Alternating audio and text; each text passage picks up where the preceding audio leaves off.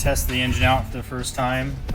Right now I'm just giving it a few short cranks and checking the fuel pressure. Fuel rail pressure has to be above 300 psi for it to fire. So again, I'm checking. Pretty scared of what's going to happen when it actually fires. I know I'm very close now. Hit it one more time. I'm thinking, oh crap, it's definitely going to fire now.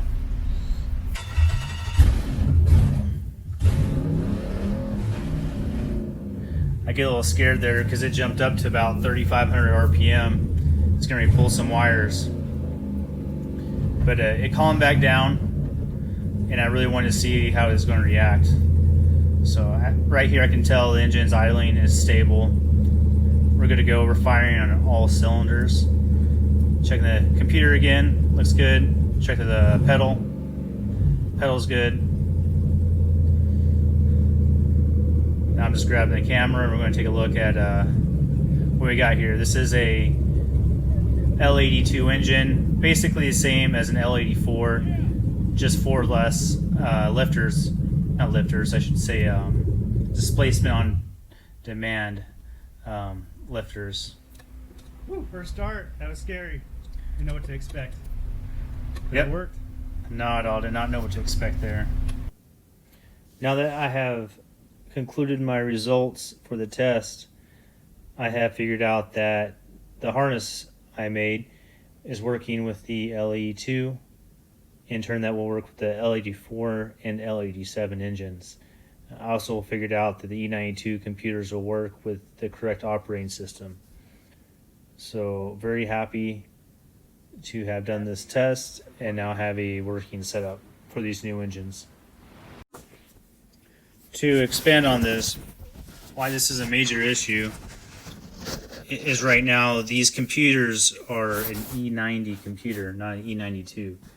The E90s are apparently heavily encrypted, so HB Tuners has to purchase a brand new computer, upload their base files to that computer, I'm guessing, and then you're still paying licensing fees. So I believe the new computer cost is $1,500, and then you have to buy 8 or 10 credits. I believe it's 10 credits to license that, which is additional $500.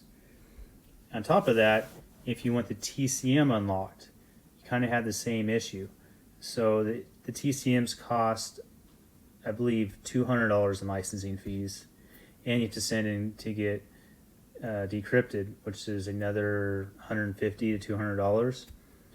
So before you know it, you're paying around $2,500 to have just an ECU that's working for a swap and a TCM.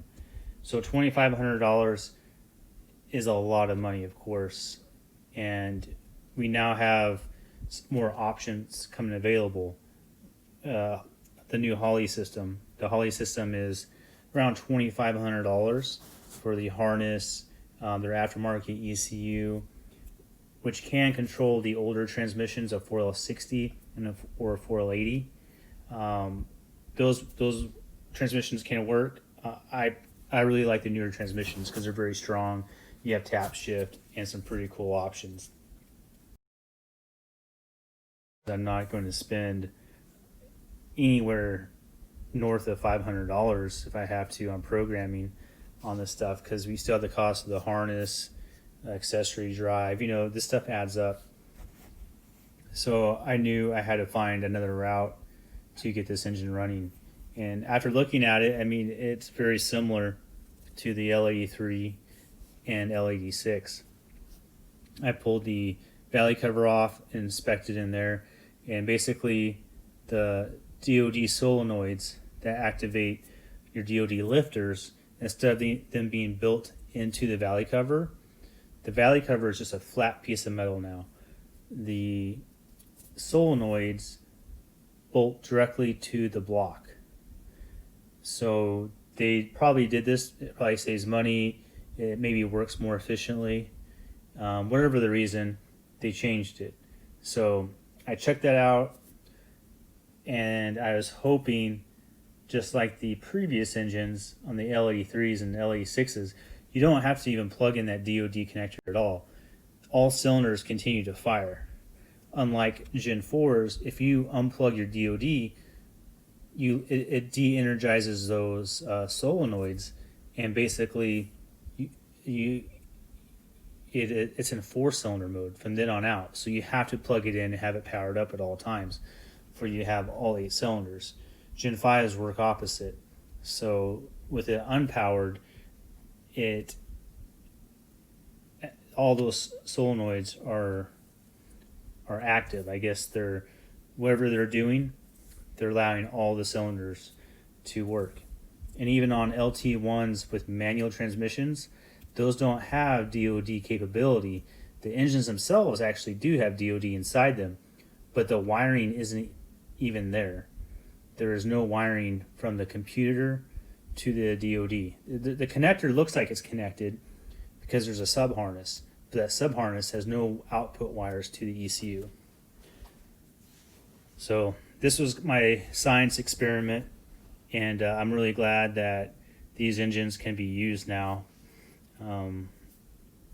And I just had to figure it out, and I just took a leap of faith and bought a new L82 engine, and got to work on it, and I'm glad I did.